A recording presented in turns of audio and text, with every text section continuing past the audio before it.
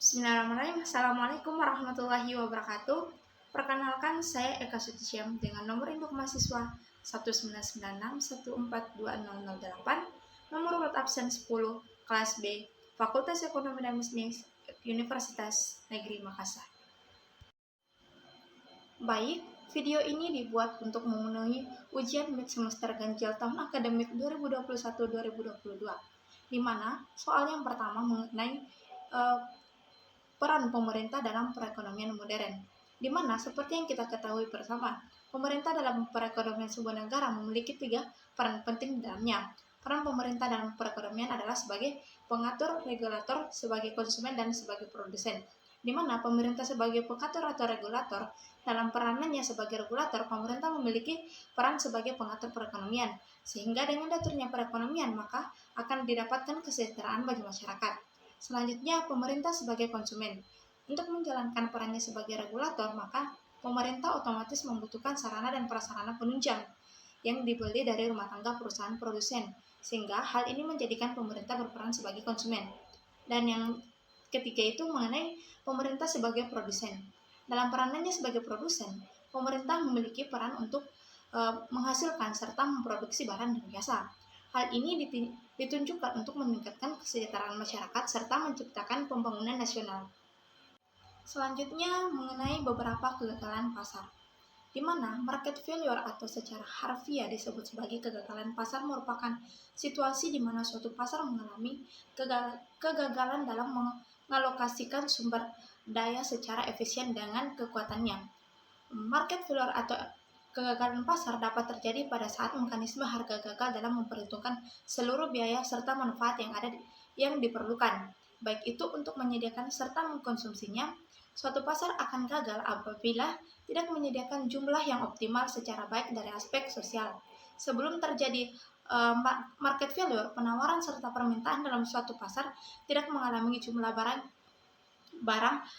yang mana harga merupakan cerminan dari manfaat terhadap konsumsi. Ketidakseimbangan itulah yang mengakibatkan inefisien alokasi yang merupakan kelebihan konsumsi maupun kekurangan konsumsi.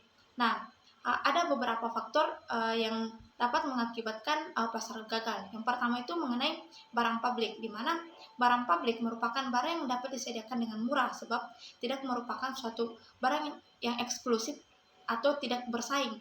Tetapi apabila barang tersebut tersedia, maka akan sangat sulit mengolah orang-orang agar mengkonsumsinya. Pasar gagal muncul pada saat pasar menawarkan barang publik tersebut kepada banyak orang. Hal tersebut diakibatkan karena public goods sering memunculkan fenomena pendoplengan atau free rider, yaitu mereka yang menikmatinya tanpa membayar, sehingga biasanya perusahaan swasta tidak akan mau menyediakan barang tersebut. Maka dari itu, umumnya public goods disediakan oleh pemerintah, misalnya seperti jembatan, jalan umum, dan sebagainya. Yang kedua itu mengenai barang bersama, di mana dasar dari terjadinya sistem persaingan pasar itu terdapat hak pemilik yang memberikan hak pemilik kepada tiap individu berdasarkan suatu barang, sehingga mereka dapat mengecualikan orang lain agar memanfaatkan barang tersebut. Namun, untuk beberapa jenis barang, hak kepemilikan tidak dapat diberikan kepada satu individu saja, melainkan diberikan kepada sekelompok orang. Misalnya sebidang tanah pertanian, sehingga bisa saja sekelompok orang menggunakannya secara tidak wajar, sehingga menimbulkan dampak negatif terhadap orang lain. Selanjutnya itu monopoli. Tidak ada persaingan antara produsen serta memiliki konsumen yang tinggi, sehingga suatu perusahaan kerap kali menaikkan harga yang mengharuskan para pelanggannya membayar lebih mahal. Contohnya adalah BBM. Yang keempat itu mengenai eksternalitas, di mana eksternalitas merupakan kerugian atau keuntungan yang diderita atau dinikmati para pelaku ekonomi yang disebabkan oleh pelaku ekonomi yang lainnya. Di mana eksternalitas dibedakan juga menjadi dua, yaitu eksternalitas negatif dan eksternalitas positif. Dan yang kelima itu adanya pasar yang tidak lengkap, di mana suatu pasar dapat dikatakan lengkap apabila pada pasar tersebut dapat menghasilkan semua barang serta jasa yang biaya produksinya lebih kecil dibandingkan dengan harga yang ingin dibayarkan oleh masyarakat. terhadap beberapa jenis jasa yang tidak diusahakan oleh pihak swasta dalam jumlah yang cukup, walaupun penyediaan jasa tersebut lebih kecil daripada apa yang ingin dibayarkan oleh masyarakat. Sehingga kondisi seperti inilah yang disebut sebagai pasar yang tidak lengkap. Sehingga inti dari penjelasan tersebut itu terdapat barang-barang tertentu yang mana aspek pasar tidak dapat menyediakan barang yang cukup terhadap konsumen atau penawarannya lebih kecil dibandingkan dengan permintaan. Dan yang keenam itu adanya kegagalan informasi, di mana suatu informasi yang asimetris atau tidak pasti, atau dalam kata lain yaitu informasi yang inefisien terjadi pada saat salah satu pihak dari transaksi mempunyai informasi yang lebih banyak serta lebih baik dibandingkan dengan pihak yang lain, atau salah satu pihak yang melakukan negosiasi di pasar memiliki informasi yang berhubungan dengan barang di perdagangan sementara pihak lain tidak. Ketidaksamaan informasi itulah yang dapat mengakibatkan keuntungan bagi salah satu pihak namun dapat merugikan bagi pihak yang lainnya. Contohnya, apabila seorang berniat untuk menjualkan tanahnya namun tidak mengetahui harga transaksi yang ada pada beberapa waktu terakhir, maka ada kemungkinan besar si penjual akan mengalami kerugian dibandingkan calon pembeli yang memiliki informasi terkini mengenai harga tanah beberapa waktu terakhir. Kerugian yang dialami si penjual itulah yang akan mengakibatkan ketidakmampuan dalam memperoleh harga yang adil dan sesuai dengan kehendak pasar efisien. Baik, soal selanjutnya yaitu mengenai pengertian dan ciri barang privat disertai dengan contoh mendasar. Nah, seperti yang kita ketahui bersama, bahwa barang privat adalah barang yang diperoleh melalui mekanisme pasar, di mana titik temu antara produsen dan konsumen adalah mekanisme harga. Sebagian besar barang yang kita konsumsi adalah barang privat, yaitu barang yang hanya dapat digunakan oleh satu konsumen pada satu waktu. Contohnya itu ketika seseorang sedang makan kue miliknya, orang lain tidak dapat melakukan hal serupa. Eksklusivitas kepemilikan menjadi faktor pembeda utama barang privat dengan barang publik. Nah, soal selanjutnya itu mengenai teori pengeluaran pemerintah ditinjau dari aspek makro. Nah, di mana teori makro, pengeluaran pemerintah dalam arti real dapat dipakai sebagai indikator besarnya kegiatan pemerintah yang dibiayai oleh pengeluaran pemerintah. Semakin besar dan banyak kegiatan pemerintah, semakin besar pula pengeluaran pemerintah yang bersangkutan. Dalam teori ekonomi makro, pengeluaran pemerintah terdiri dari 3 pos utama yang dapat digolongkan sebagai yang pertama itu pengeluaran pemerintah untuk pembelian barang dan jasa. Yang kedua, pengeluaran pemerintah untuk gaji pegawai. Perusahaan gaji pegawai mempunyai pengaruh terhadap proses makroekonomi, di mana perubahan gaji pegawai akan mempengaruhi tingkat permintaan secara tidak langsung. Dan yang ketiga itu mengenai pengeluaran pemerintah untuk transfer payment, di mana transfer payment bukan pembelian barang atau jasa oleh pemerintah di pasar barang, melainkan mencatat pembayaran atau pemberian langsung kepada warganya yang meliputi misalnya pembayaran subsidi atau bantuan langsung kepada berbagai golongan masyarakat, pembayaran pensiun, pembayaran bunga, untuk pinjaman pemerintah kepada masyarakat. Secara ekonomis, transfer payment mempunyai status dan pengaruh yang sama dengan pos gaji pegawai, meskipun secara administrasi keduanya berbeda.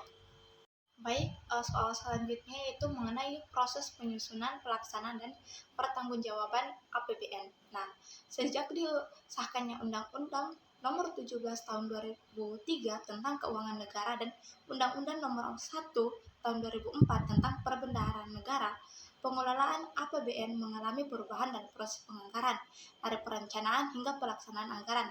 Adapun tahapan dari penyusunan APBN ini yaitu yang pertama itu tahap pendahuluan, di mana tahap awal mempersiapkan rencana APBN oleh pemerintah meliputi penentuan asumsi dasar APBN, perkiraan penerimaan dan pengeluaran, skala prioritas, dan penyusunan budget exercise. Asumsi dasar APBN juga meliputi pertumbuhan ekonomi, tingkat inflasi nilai tukar rupiah, suku bunga SBI 3 bulan, harga minyak internasional, dan lifting. Yang kedua itu tahap pengajuan, pembahasan, dan penetapan, di mana di sini terbagi lagi menjadi 5 bagian. Yang pertama itu tahapan ini dimulai dengan pidato presiden sebagai pengatur RUU APBN dan nota keuangan.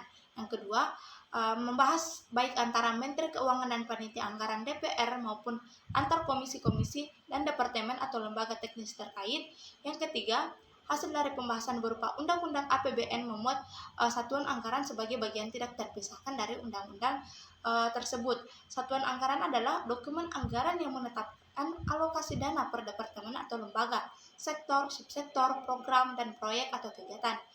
Yang keempat itu untuk membiayai tugas umum pemerintah dan pembangunan, departemen atau lembaga mengajukan rencana kerja dan anggaran kementerian atau lembaga atau RKAKL kepada Departemen Keuangan dan Bappenas untuk kemudian dibahas menjadi daftar isian pelaksanaan anggaran atau DIPA dan diverifikasi sebelum proses pembayaran. Proses ini harus diselesaikan dari Oktober hingga Desember. Dan yang kelima itu dalam pelaksanaan APBN dibuat petunjuk berupa keputusan Presiden atau Kapres sebagai pedoman pelaksanaan APBN. Dalam melaksanakan pembayaran, Kepala Kantor atau pimpinan proyek masing-masing kementerian dan lembaga mengajukan surat permintaan pembayaran kepada Kantor Wilayah Perbendaharaan Negara atau KPPN. Tahapan yang ketiga itu mengenai tahap pengawasan APBN, di mana fungsi pengawasan terhadap pelaksanaan APBN dilakukan oleh pengawas fungsional baik eksternal maupun internal pemerintah. Selanjutnya berakhir tahun anggaran sekitar bulan November. Pemerintah melalui Menteri Keuangan membuat laporan pertanggungjawaban pelaksanaan APBN dan melaporkannya dalam bentuk rancangan perhitungan anggaran negara atau RUU PAN yang paling lambat dilakukan 15 bulan setelah berakhirnya pelaksanaan APBN tahun anggaran yang bersangkutan. Laporan ini disusun atas dasar realisasi yang telah diaudit oleh Badan Pemeriksa Keuangan atau BPK. Nah, apabila hasil pemeriksaan perhitungan dan pertanggungjawabannya pelaksanaannya yang dituangkan dalam RUU PAN disetujui oleh BPK, RUU PAN tersebut diajukan kepada DPR untuk mendapat pengesahan menjadi Undang-Undang Perhitungan Anggaran Negara atau UU PAN tahun anggaran bersangkutan. Dan soal yang terakhir itu bagaimana pelaksanaan dan realisasi APBN di Indonesia secara umum. Nah, seperti yang saya baca dan yang bisa saya simpulkan dari pertanyaan ini adalah pengelolaan APBN selama ini masih kurang efisien karena adanya beberapa hal yang masih menghambat efektivitas belanja anggaran pendapatan belanja negara atau APBN seperti APBN yang terus meningkat, pajak yang terlalu fokus. Demikianlah video yang bisa saya sampaikan, lebih dan kurangnya mohon dimaafkan dan saya akhiri dengan ucapan wabillahi taufiq wal hidayah. Wassalamualaikum warahmatullahi wabarakatuh.